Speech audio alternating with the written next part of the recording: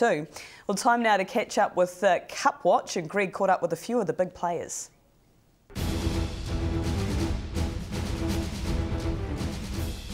Well, there was one thing that stood out more than anything when the nominations came out for the Christchurch Casino New Zealand Cup, and that was, it was a little horse that a two-time champion, he was amongst them. The Monkey King. Yeah. Yeah, it's interesting, isn't it? We've just chucked him in there and see what happens. Watch this space. Look, like I've said to everyone, and I'll say it to you now, looking, we probably won't be there, but we're just asking the question and see what he has to say. Right, we're at Methven today. You did say earlier in the week that Saturday would be the first official fast work, if you like. How did he come through it? Yeah, look, it was a good run. He's run a good sectionals, and he had a good blow afterwards, and he felt fine. But there's a long way to go from that. So I'm really happy with him where we're at. But I know, where we're at now is a long way to where we need to be. And I might go to the workouts on Saturday. I might not. I'll just think about it during the week and see how he is. And if I do go, it'll probably be like a 2,000 metre mobile. Just follow them around, take that next step, and then look at it from there and just take week by week, really.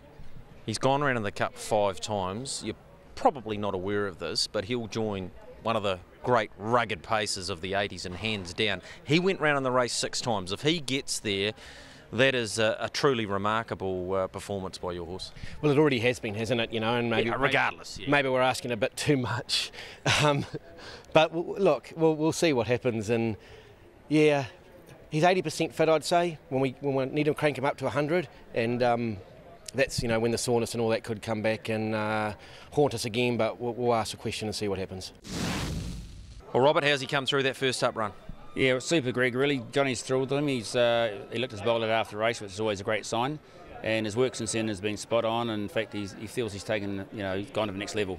All right, he goes into this race at Addington now. Of course, rankings coming out this week. Winning early on is only going to enhance his chances of making the top 15. Yeah, I think he would have been sitting probably 25ish before last week. So I'm picking he's going to be very close to the top 15. And with the way they're doing it this season, you really need to be. Yeah, absolutely you do. Amongst the 40 nominations, gee, there's some talent. Yeah, well, there was a lot of talent. Some horses might not come, but they'll still be sort of right in the pecking order early on, and so you'll be sort of starting to think, gee, I'm not even anywhere near it. No, exactly, and of course you've got 3 automatic entry races. Gee, it'd be nice to snare the first one, wouldn't it? Yeah, we're going to target it on Friday night. I said to Johnny, it's the most important race for us for this early part of the season. It's like last year. I forget, it escapes me who won it, but I know he got straight into the Cup, and I know the owners were excited, and it was sort of sets the benchmark, I think, for the rest of them to sort of try and do the same. Yeah, well, look, Stunning Cullen did it a couple of years ago, and it just takes the pressure off and allows you to choose the path for your horse rather than, the form sort of dictating where you go. It does, because, leading into the Cup, Kaikoura is always sort of an unusual race to go into. Some horses can't handle the track very, very well. Sometimes you've got to chase it just to get that last burst, so to be able to confirm your start early on is great. And if you leave your run, it's like size stakes or any of those races. If you miss out early, you try and chase that last one and bad luck goes your way, well, sometimes you can miss out. Well, Mark, it's the middle of winter, but that guy over in the paddock there, Auckland Reactor, he looks quite happy with life at the moment. Yes, he's just had 6 weeks of jogging, Greg, but due to hobble this week, but he's enjoying his work. His last start performance was in the Inter-Dominion, where he won 3 heats, so that trip was certainly justified. Yes, it was. Yeah, unfortunate just the last week of the final. He wasn't as good on final night, but no, three great wins through the heats. Going back to November last year, when his lead up to the New Zealand Cup was looking perfect, of course the disaster with his hoof problem. Yes, that's right. That was after the Ashburton Flying Stakes, which he won brilliantly and looked well on target to be Cup favourite. But just one of those unfortunate incidents. Look, his run post that, once you went over to Australia in the Hunter Cup, I thought outstanding, and he started to show the Australians just how very good he is. Yes, that's right, and from there he went on to the Inter-Dominions, but just got nabbed in the Hunter Cup off a 20-metre handicap, and it was a great run. Condition-wise, at this stage of his preparation, you happy? Oh, yes, very happy. Yes, he came back looking good, and as I say, he really thrives here, and I think this is really home to him. And as I say, as 6 weeks he's done, he's really enjoyed it and thrived. All right, hobble-wise, I guess the workload will be starting to pick up now. Yes, from this week on, he'll start to have the hobbles on and progress from here through to probably racing in September. All right, last year, leading into the Cup, it was through races like the Avon City Ford, and it did look the right sort of pathway. He was the favourite for the Cup, of course. A similar setup in terms of 3 or 4 runs leading into the big one? Yes, that'll be right, Greg. Probably 3 or 4 runs would pretty well do him, I think, and he comes to hand pretty quickly, really, and I think he even came back, and that might have been fresh up that was Win was in the Avon City Ford. Yeah, all right. In terms of his standing start manners, that was one part of his game that you were able to cure. Yes, that's right. Yeah, he came good in the end, and ended up a reasonably quick beginner. So from being hopeless to getting to be reasonably quick, it was a good effort. 15 years ago, Alvacolo won his second cup. It's been a wee while between drinks for the stable, isn't it? Yes, well, we know he's got the ability to do it, this guy, and we'll certainly be working overtime to have him there and at his best on the day. Mark, is it still the race for you to win? Oh, certainly in New Zealand, Greg. It's a race. It's got the history. It's never been tampered with, and everyone comes to town and everyone talks about Cup Week. So for me, it's still number one. That piece with Mark Purdon recorded just over a month ago when it was still winter, but great to hear how Auckland Reactor is faring. We're going to take in a trial from Monday though, and some of the Cup contenders headed to Addington Raceway. We're highlighting the trial taken out by Marseille. Then Terra to Love, they swing the corner, and it's still Pure Power getting through though. Marseille, Terra to Love is tracking Marseille down the straight. Marseille has gone to the front and comes clear by about 2 lengths now. Terra to Love, and then wider on the track is Pure Power, but Marseille and Anthony Butt have gone on to win it. Tidy trial there by Marseille, Pure Power in the run as well. He'll line up on Friday. But Greg, the rankings out for the Cup. What did you make of them today? Yeah, pretty exciting. Actually spoke to Darren Williams a couple of hours ago just to see how he was feeling after producing the first set of rankings. I think he's got them pretty much right. It was never going to be easy with, of course, many of the 3-year-olds, etc., coming through into open ranks, if you like. But it's pretty straightforward stuff, Jess, in terms of the Cup winner and the Auckland Cup winner up the top. Then you've got Monkey King. Some might be saying, well, how could he rank up there? Well, he's the winner of 3.5 million in about a dozen Group 1 races, so he has to rank pretty highly. Auckland Reactors, their Choice Achiever might surprise a few, but of course he's the reigning Hunter Cup champion, so he thoroughly deserves to be there. I think from runners 10 probably down to 15, you could throw them up, land them down, and come up with a different order each and every time.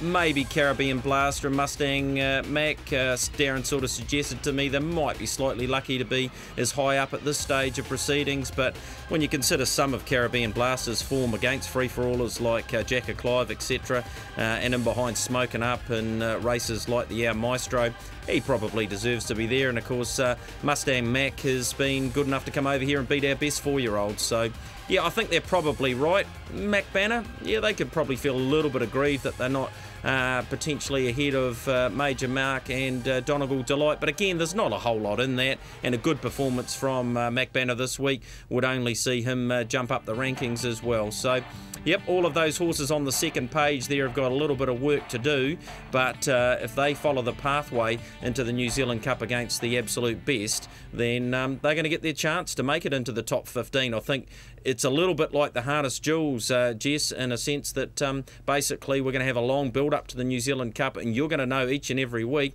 right where you are. Yeah, that's certainly correct. All right, we're going to go straight into... Right into the Cup news to continue, Jess, as well. And I can tell you, out of that trial, Anthony Butt absolutely wrapped with Marseille. Couldn't be happier with him. He'll make his way to a Motukarara trial and then into the Hannah Memorial. Of their other runners from the Premier Stable, Stunning Cullen, well, he's really pleased with the way he's come out of that first up run, Jess. A very good run he is in need of this week. He's going to have a wee break just after that, freshen him up, and he's likely to still be there for give them Hannah a miss and go to the New Brighton Cup. Choice Achiever's a little bit further behind the 8 Ball. Now he's likely to go to Ashburton, not in the Flying Stakes, maybe the 7 and faster race. They'll target the Kaikoura Cup with him. Yes, he's a possibility of being in the New Zealand Cup. He's just a little bit behind the 8 Ball at the moment. Now onto the big bangers for Mark Purdon's.